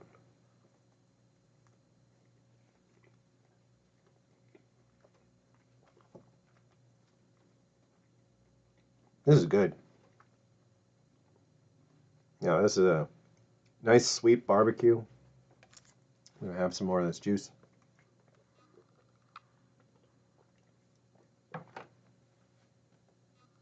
What am I looking at there? Oh, okay. Yeah, gonna look a little. No, I'll screw it up if I mess with it too much. And case in point, screwed up. Yeah, good enough.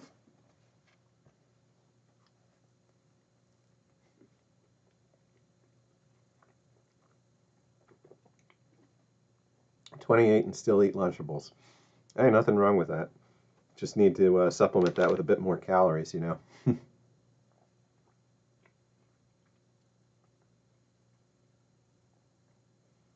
Yeah, these are good. I like this quite a bit.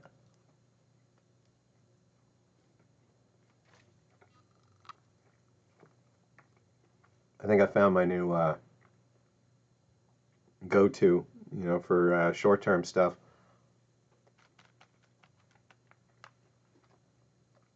Assuming, oh, thanks. I appreciate that, Amelie. Gonna upload these, you know, as soon as I'm done eating here, and we'll take a look at the site and call it good for the night.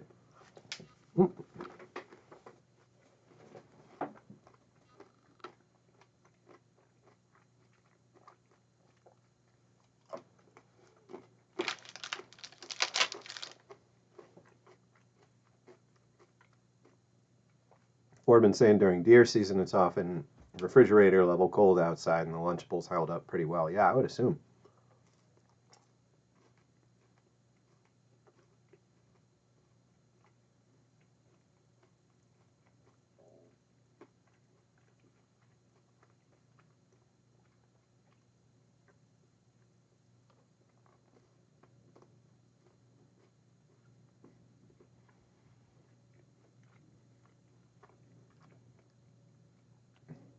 You know, I mean, I think that's part of what draws us all to this hobby. You know, is you know, I like that concept of like a fully self-contained meal that's got everything all in one place.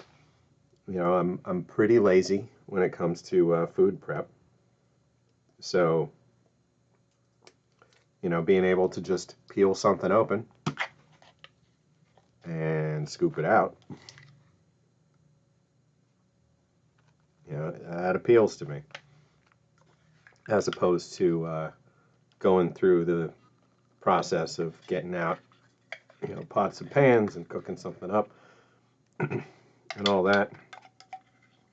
I'm sure long term, you know, if this was all I ever ate, it wouldn't be that great, but they are nutritionally sound. There's no reason to think that they're like that bad for you.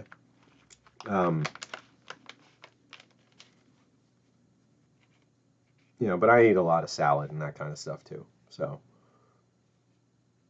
not too worried about, you know, when I eat these. Just gonna put the camera back. Yeah. There we go.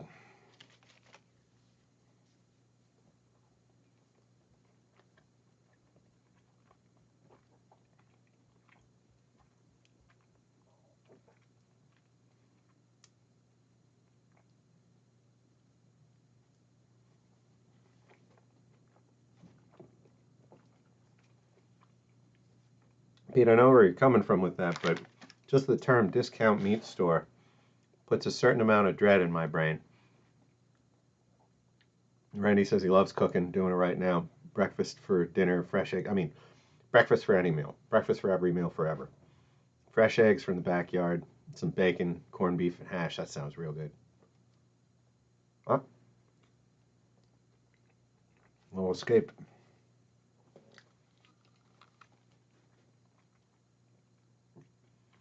Yeah, I've said it before, I'll say it again. The meal I would eat every single sitting for the rest of time without ever getting sick of it.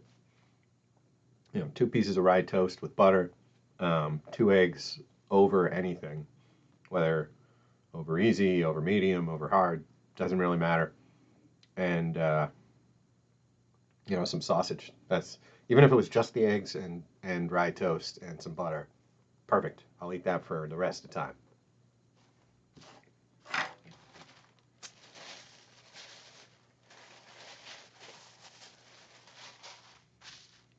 So when I end up out in the woods somewhere, permanently, like hiding, in nowhere, I'm definitely getting chickens.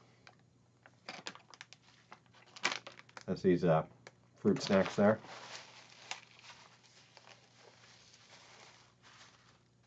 Howdy, Matthew, over on Twitch.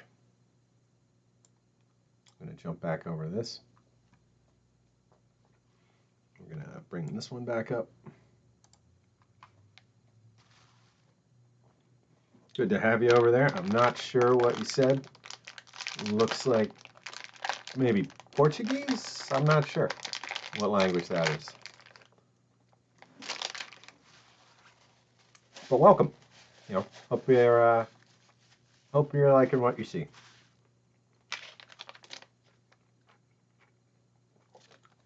I think this is neat. This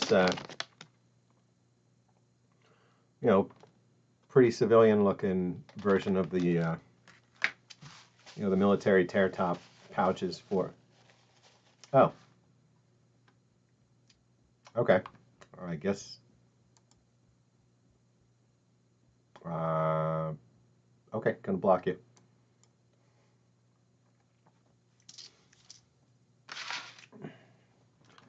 So, unless maybe that was a lost in translation thing, but it seemed like you were being derogatory there.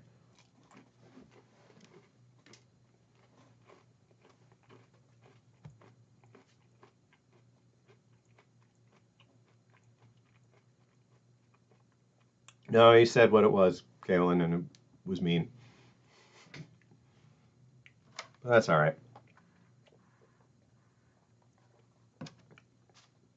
I have thick skin. All right, so we've got this spreadsheet worked out. Just gonna get a new copy exported, and we're gonna update the site. And we just added 32 new items to it. Let's go grab the keyboard back. No, not you. Not you. Kaylin, the whoever that was over on Twitch.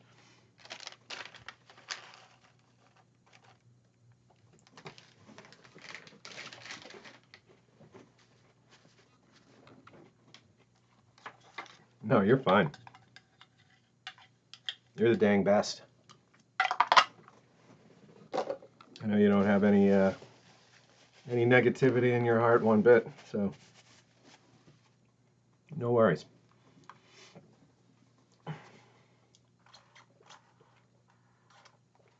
I'm sitting here drinking a little juice box. I feel like, I'm on a field trip or something. That's what that whole meal makes me feel like. I'm on a field trip. All right, so we're going to take an export of this file. You know, and I didn't block you entirely, dude, over there on Twitch. I'll go back and I'll double check. So if it was my mistake, if it was just something lost in translation, no worries. But it seemed like, you know, making some assumptions or comments based on like what I'm looking like right now. Which, you know, it'd be, yeah, whatever. I don't have to dwell on it. But I just cut you out of the stream chat so that just in case it doesn't, you know, doesn't go south, because I like to save these videos permanently, and so far I've never had a problem with anybody saying anything that can't show up, you know, down there in the corner on stream. So, excuse me. Hey, Spicy Tuna Rolls, welcome. Tim, you're over in Iowa too. We got a bunch of bunch of Iowans. Excuse me, I love it. Between you and Kaylin and Aletha and Jay and probably others. I think there's others. We got a nice chunk of folks over there. You know, Pete and Randy and I are in Pennsylvania. I think Mike might be in Pennsylvania. I can't recall. But either way, all right. So we got our fresh metadata file. This is what it looks like downloaded. Not too much different. I'm going to open up the server side of things.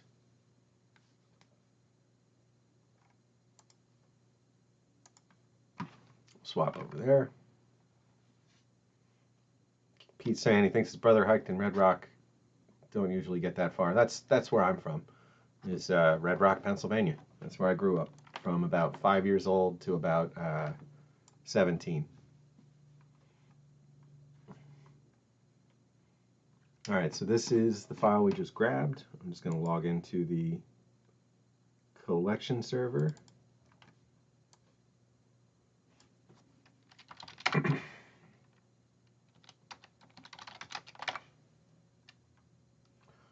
right, and I'm going to open up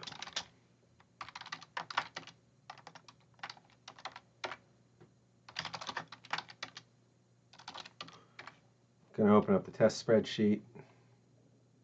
Oh, Western Ohio. Okay, gotcha. That's where Mike's at. So we're just going to copy this over here, and I'm going to do rake deploy, and we'll hopefully not get any errors. Let it generate the website. Oh man, that took forever. 3.06 seconds. Okay, so we'll come back over here, and I will take a look at the museum site. So when we go over to browse, hey, look, we got the update already. 88 out of 88 items. And yeah, they're going to be all over the place because we're in random order. I'm going to sort by title, just so we can see things sticking together. So would you look at that? Here come all the Canadian items.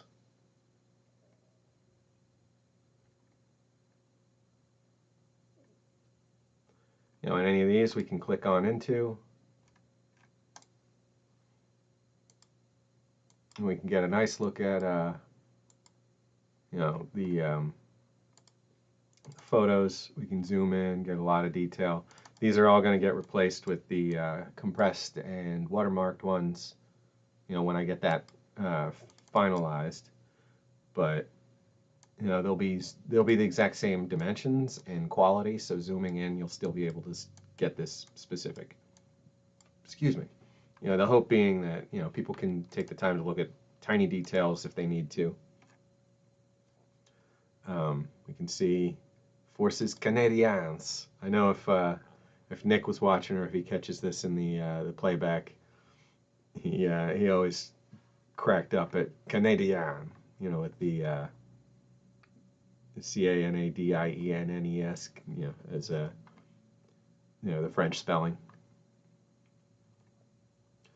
So mainly added a bunch of these today.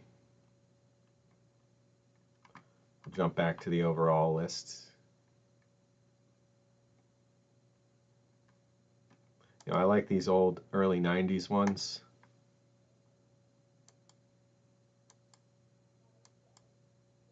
You know, the outsides aren't that exciting. You know, we will have ones where you can see what's inside of them, you know, for sure.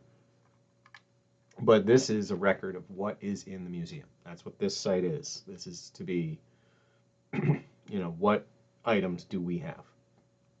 Not necessarily what's a full list of all the types of rations or what's a good display of each of these items. Just what literally exists in the collection. And then we get into some civil defense stuff. Oh, we get into the CDV marked stuff, but we got to skip ahead past the Chinese stuff to get to CI. Yeah, civil defense dosimeters. Seems wrong. I want to say dosimeter. No, wait.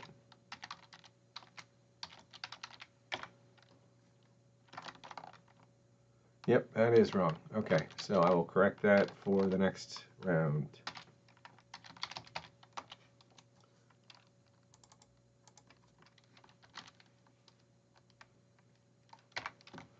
Dose, like a dose of something. Dose meter.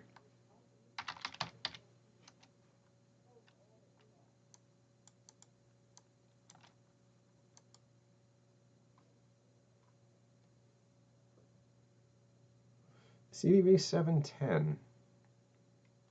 Yeah, I think that's the dosimeter or reset station. Okay, so that's all of those. These things are neat. This one took some heat damage and like all the paint ran on it. But I've got one that's still fine of that same make. And each of these things is like, it's a pen that when you look through it, there's a little lens on one side, and there's, you know, on the other side is like kind of a recessed adjusting knob that the light can shine through as well. And inside is a filament that when bombarded with, you know, whatever it's calibrated to detect, whether it's like gamma radiation or beta radiation or something, you know, it'll move in one direction and one direction only. And it is not meant to tell you what the radiation level is currently in terms of, you know, millisieverts per hour or minute or whatever, but it's what it's going to tell you is your cumulative exposure. And in this case, with all of these, it's going to tell you that in Roentgens. So you could keep an eye on it and see when you've gotten too much of a dose, or you know, when you're getting close to having too much of a dose and you need to leave an area. And like, say if you work at a power plant, you would wear one of those every day and check it regularly, and you know, see if everything's like lining up.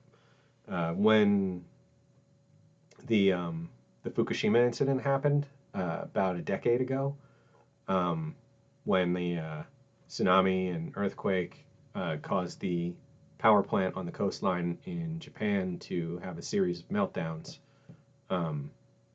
My dosimeters that I had in Montana and my meters in Montana picked up the change in background radiation. And I recorded that on a whiteboard in my office for, you know, like the day it happened. I immediately started recording because I knew that I was looking at background, and I was going to be looking at background for a while, because it was going to take, you know, a few days to a week for the first inklings of fallout to cross the Pacific Ocean and start coming down on the Pacific Northwest.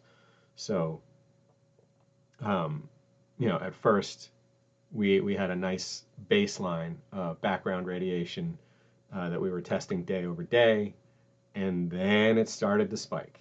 And we got up to multiples of that and held that for weeks. And it would get really bad whenever it would rain. But when you looked at it in the grand scheme of things, it was still tiny, tiny, tiny amounts of radiation. So background is nearly negligible, and, you know, 10 times nearly negligible isn't really that much. And it wasn't 10 times, it was like, you know, 2 or 3 times. But yeah, right, it doesn't seem that long ago. I think it was 2011 or 12. I want to say it was 2011.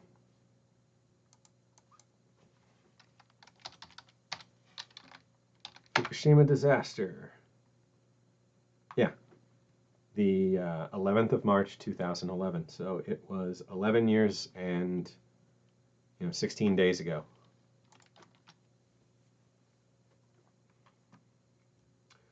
But hey, this is how the website's going to grow. We're at nearly 100 items on here, and there's 1,000 or so to get on here. And then there's going to be the task of going back and writing descriptions for all of these so that search engines can find this site and do something with it. And then there's going to be putting latitude and longitude on everything. Then there's going to be turning all these unknowns, like unknown maker, unknown date, into hard dates and hard evidence. So that's going to be people volunteering and helping track all this info down. So there's a lot that's going to happen with this, but just getting all this content up there in the first place, is a long or big task, a lot of effort, but it's fun. I love it, So piece by piece, we're fleshing this whole thing out. And let's see, I guess we already looked at everything that came from today, but we've got some really neat stuff starting to make its way to the website. And anybody that wants to follow along, the site itself isn't going to be in search engines for a little while. Hey, Mike, we were just talking about you. We said all sorts of terrible things. I was just trying to remember where you were at, and they said Ohio.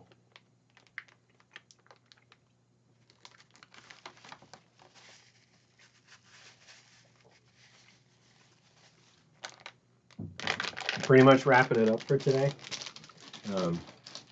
But hey, I'm going to drop this link in chat. Anybody that wants to follow along with what we're doing here, excuse me, keep an eye on this website. It's going to get updated at least once a week with a nice block of additional items, and you can jump on in and click on any of these tags to narrow things down. You can say, show me French armed forces, and see just the stuff from France. Or you can see this word map building out for what's in here. You can see rations in here a lot. Unknown is unfortunately in here a lot. Forces Canadiens is in there. Canadian Combat Ration Program is in there. That's going to cover all these new ones we just added. And our timeline is starting to build out. You can see just all the stuff year by year, that's in the collection. I just think this is the neatest dang thing. I can't wait to, get the images loading a lot faster and, get this whole thing in there so you can see just a huge pile of data, And the map right now, all we have is 2 items in the Ukraine that we did as an example last week. These Crimean War Rations, or Crimean Incursion Rations, whatever we want to call it, back in 2014. But everything will get tagged, and this whole map is going to just fill out with little pins, country by country, where things are from. And you'll be able to just open the map and spin in or zoom in and take a look. We've got stuff from Kazakhstan, we've got stuff from Belarus, we've got stuff from Poland, we've got stuff from all kinds of places, like 30 countries at least at this point. But yeah, I just wanted to to show you guys a little more of the behind the scenes work on this. I hope this week was a little better than just watching all the programming. I see we kept a lot more people in here and talking through the whole stream, so that was good. I really appreciate all you guys coming out and having fun with me tonight. And I gotta say, if you get a chance to get these,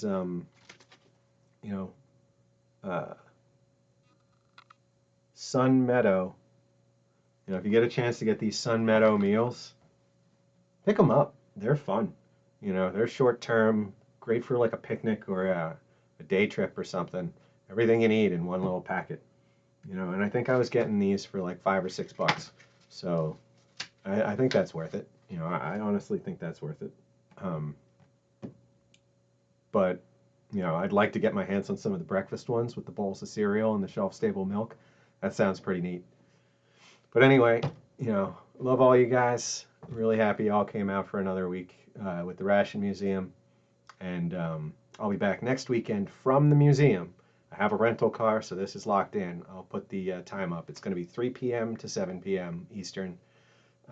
Feel free to stop in any point. You know, you don't have to sit through the whole 4 hours, but we're going to do some more cataloging and you know, take a look at some stuff in person again. So everybody, don't forget to go on over to Kaylin's channel. Let me see if I can get a quick link to that. Or if you've got a link, Kaylin, feel free to drop it.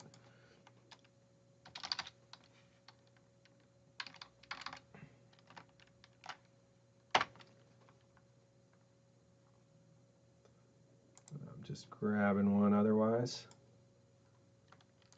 Yep. All right, here we go. Head on over to Kaylin's channel at 8 o'clock, so 45 minutes out from now. She's going to be taking a look at the goulash MRE. I'm interested in that one. And I'll see you guys next week. So until then, everybody, just remember, stay rational.